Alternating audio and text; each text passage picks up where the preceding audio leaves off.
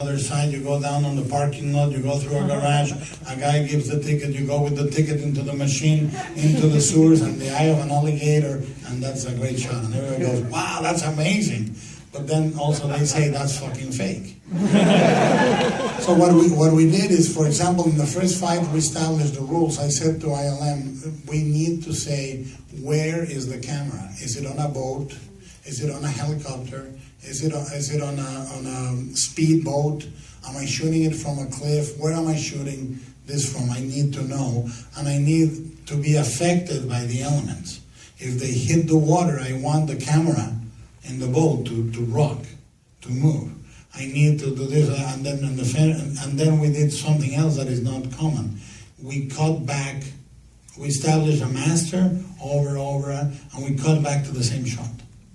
So we repeat angles.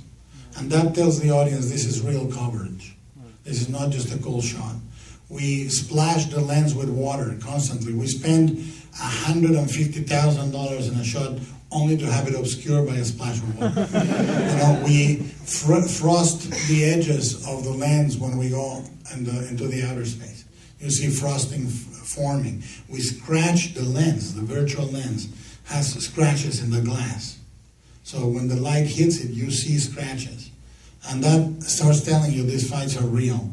We own the big shot. There's a painting by Francisco Goya called The Colossus. I urge you to look it up on Google. And that was my first instinct when I started working. I said, I need to bring this level of majesty. And if you put that painting next to the first fight, it has that sense of scale. Then we started using the water dramatically. The simulation guys, I told them the waves need to be another character. And we did some incredible water work that was almost symphonic, that brings musicality to the fights. And we started coding these things so that you would see choices that are not normal. For example, first fight, there is no fill light. We don't light it like a movie set. It's really, really dark. And the only times you see the kaiju well is when the lights in the Jaeger are illuminating it. And what that gives you, it gives you more of a sense of realism. Then I wanted each fight to be different. So, for example, the second fight, the one that starts the Hong Kong fight, I told ILM, let's use George Bellows, an American realist painter, as a model, and let's light them with the xenon of the helicopters like they are in a boxing ring. And each fight evolved. It would take too long, but I will expound upon it on the Blu-ray or the DVD, legally or illegally get it.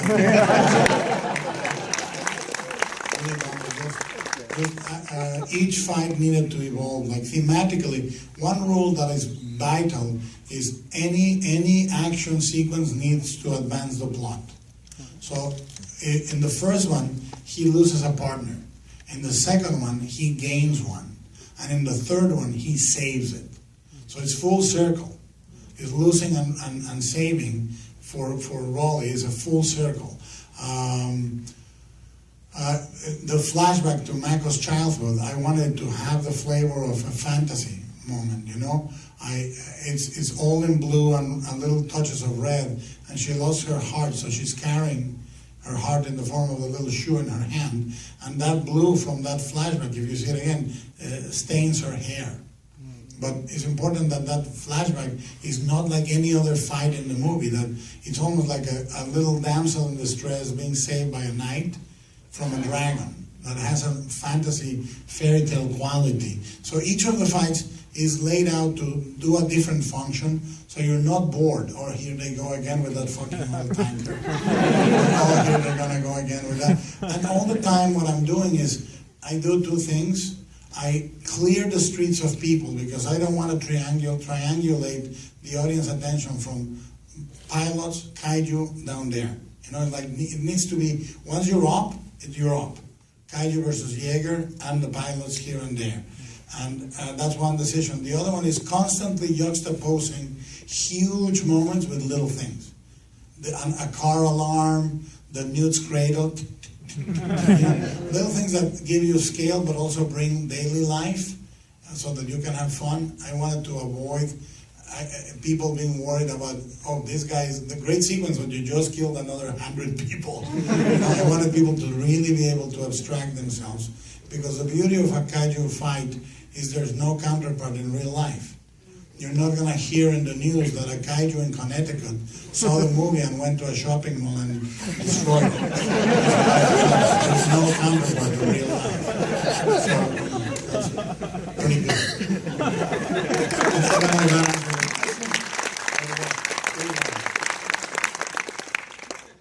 I was thinking, the movie was great. I like it, my friend. But I was thinking, could you do a prequel? Because that would be great. I like it. Listen, I'll write to Legendary today. What I wanted was to create a prequel in the movie. When I was a kid and I read Clockwork Orange, Anthony Burgess opens the book by putting a glossary.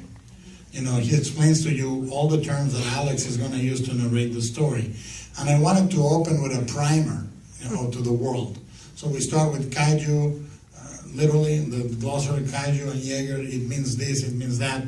Then I do nine or 10 images that are in the style of all the movie that I did with ILM.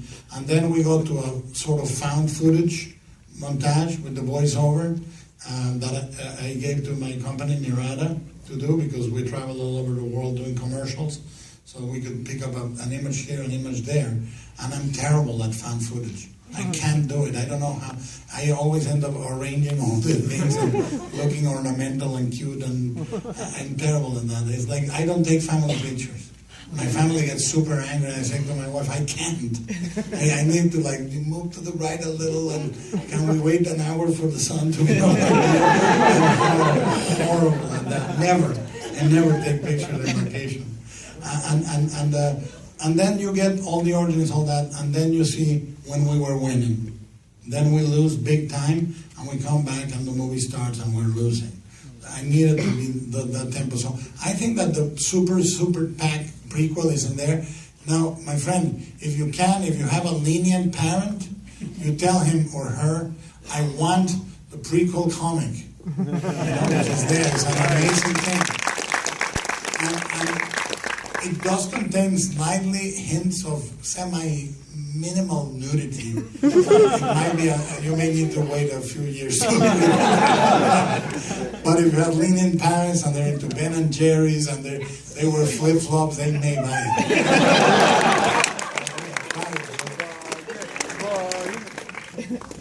Thank you so much for this amazing movie. It's just awesome. Thank you, my friend. Tell everyone. I will. I trust me. I love even people you don't know. I'll tell my enemies. I'll try to see. I'm a huge Game of Thrones nut, and I love the work that your composer Ramin did on this movie. Do you mind telling us a little more about working with him? Absolutely. I was, again, it's TV. My wife and I were watching Prison Break. And I was like, this is awesome. And the first 3 seasons were just mind-blowing, you know. But every time the music would kick in, my wife, who's the calmest force of nature in the world, she said, you should work with this guy. Popcorn, whatever. He's really, really good. I go, he is, isn't he? Because she is very critical of music. So I said, this guy is fantastic. Then Game of Thrones is amazing. And the score he did for Iron Man was amazing. So I contacted Ramin, and I immediately started talking about fusing sort of a rock and roll feel here and there, and a big adventure, epic movie with a big theme, which I wanted to hum on the way out. And I think he accomplished that. And then he suggested Tom Morello for the guitar, and we got Tom. He did all the solos in the movie are Tom Morello solos, so it's a pretty good score, man. And Ramin and I get along very, very well. He said is the easiest, most joyful job composing he's ever had, because I hired him for him. I think a lot of people hire artists and then they try to change them, and I don't do that. I cast my technical and my actors properly, and that's half my job. So I said to Ramin, I trust you, come back with something. I still come in and I have dialogue. And the main theme, Gypsy Danger, the quote of the violins, that came from me suggesting it to Ramin, but it comes from such a square fucking memory that I will tell you, well, I'll tell you what the fuck. It comes from when I was a kid and I used to listen to Silver Convention in symphonic disco, and I was like, I love those. So horrible. I have platform shoes too. Very sad. And bell-bottom pants. Horrible, terrible Are day. there photos? There are sadly one or two photos. I will pay for them. Congratulations on just raising the bar with this movie. Thank you, my friend. It's amazing. Just a quick question about where is Justice League Dark in the production timeline? And since you do an amazing job of matching actors with parts that just really sync, who would you pick for John Constantine? Do it. Any choice. If I could go back, I would go back to the model. You know, I mean, I think it was very clearly based on either Sting or Billy Idol back in the day, you know. But I think that that's a very good question, and one that actually my wife asked for me the other day on the plane. She was reading the outline that I wrote, and she liked it, and she says, "Who's going to play this guy?" She doesn't know the comics. She just loved the character. And I don't know, but he's gonna be blonde, I assure you that. You know, and he's gonna smoke. So those two things will be there. If I'm involved, fuck yeah. They want to make him, you know, different. I'm not that interested anymore, you know. But where are we? Well, I finished my outline. You know, it's really great. We're waiting for one writer to do the actual screenplay, and I hope we get him. And when we get him, we'll announce it. And I think he's the right guy for this, but he will decide. He's finishing a screenplay, and then we'll sit down and talk to him. Everybody's there. Has been the most fun I've had writing a screenplay because it's characters. Every character is very strong. Swamp Thing is a very strong character. Jason Blood is a great character. Deadman is great. So it's really, really so much fun. It's almost like me playing with my toys, saying, "Oh," and I go, it's great. I'm loving it. It's big. It's crazy. I don't know when or if it's going to happen. It depends on studios, budgets, all that stuff. But it's pretty big and epic, and has great set pieces with all that. Each character gets at least a couple of great moments. Thank you. On the way home, I'm not going to be able to shut up about that scene where the kaiju spreads its wings. I was just like, holy crap, I got stuck back in my seat. Thank you. The movie, you had, I really like the designs of the pilots for the other Jaegers, the Russians. Yes. And I like the Chinese just constantly there are all those in the background. And even with Newt and Hannibal Chow, like at the end I was like, I want to know more about these characters. Like the universe of Pacific Rim seems to be so deep. Would you like to see, since you mentioned you're a fan of like anime and manga, would you like to see Pacific Rim get a treatment like an anime or manga? Yes. Down the road? Yes, absolutely, 100%. And everything is very layered. There's a lot of stuff that you won't even notice, like the Chinese compa, the Chinese cockpit. If you see it again, the vents are an I Ching symbol. Look what it means. And I mean, I'm a huge fan of the I Ching, and I toss it every time I have to make a big decision. And I wanted to put a symbol there that looks like a vent, but it's an I Ching symbol. And each of the layerings, like we based the Russian cockpit on cosmonaut technology, so it looks very Russian, and it's almost steampunky in using the metal and the leather, and the connections are coming from the shoulder. Each of them needed to have a different look. We designed the movie over a course of almost 13 months. That's how much. We designed every piece of signage. If you went to the Hong Kong set, which we built and destroyed, every store had menus, pamphlets, everything. It was layered, insanely layered. IDs, pamphlets in the dining room, all the signage, the backstory of the Shadow Dome, if you see it again, is that it used to be an old electric plant, and they repurposed it, so you can see the old Chinese markings for the electric plant, and the things are painted on top of them. I wanted to layer the world so deeply, because I think that half a story is told with visuals and audio. And people, when people talk about a script, they think that's the story, but in my opinion, I always say, I don't do eye candy, I do eye protein. Because what I do is, I layer information in the design. I mean, you see Hannibal Chow's shoes, and you know Hannibal Chow. You know who he is exactly. Then you see his suit, and you know him even more. But it's about telling the story with visuals and sets and all this stuff. I layer it on. Now, the art of book is a really, really great art of book. Is the art of book I would have bought. But beyond that, we generated a 300 or 400 page Bible for the movie. So it's a very, very dense mythology we laid out. We wanted to hint at it in the movie, like what happens with kaiju poop. It's sort of addressed in the movie. What happens when a kaiju dies? We said, well, immediately it's 3 years of contamination for the blood, and then the land is free. Whoever wants to move in needs to build amongst the bones, and it becomes called the bone slums. The beachfront property is worthless in the Pacific, and so on and so forth. And politicians react by building walls. So, there's a very well-layered commentary in this. Some of it makes the movie, some of it doesn't. I would love to do an anime and expand it for sure. Last question. Hi. Hi. Hi. I'm really nervous, I'm sorry. You seem to take great pains to fairly represent women and people of color in your films. Can you talk a little bit about that in relation to Pacific Rim, whether or not you met any roadblocks, or just like how you stayed so conscious of that? Well, I think that, first of all, I'm Mexican. So, every time I go through immigration, no matter what, or I make movies, whatever, my passport is very well studied.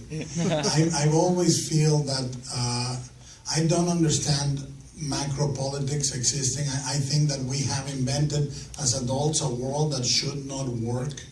These ideas that religion divides us, that there are frontiers, is so crazy. And I know every one of those notions is used to manipulate us into hating each other. I think that every time a politician wants to be elected, he points at the other and says they are doing this to us.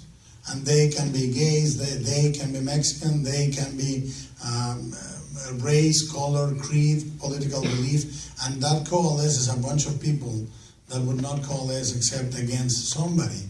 And I find it really sort of sad that we believe these things. We call kids' fantasies fantasy, and we live in a fantasy where we pay taxes, where we use a little piece of paper because we crossed a piece of earth that nobody marked, geologically doesn't exist, and we say, oh, I'm in Mexico, now I'm over here, now I'm over there, now I'm in Canada. If you take a picture from above, it's a piece of earth floating on top of a shitload of water. And we move around in there, and we create rules that divide us. And I try to, in every movie I do, bring some level of humanity to it, no matter what it is. Sometimes it can be sophisticated, sometimes it's a lot more simple, but every time I do a movie, I am endorsing or trying to endorse something that I think is humanly constructive and beautiful. And we shot, for example, the story of Rolly and Mako is the only time I've shot different versions of certain scenes, where it was written like a love scene and it felt weird, and we reshot or shot something to graduate it and not have to make it that. And I actually decided to graduate it the way you see it, because I love that my daughters can see a girl that doesn't have to fall in love with every motherfucker that she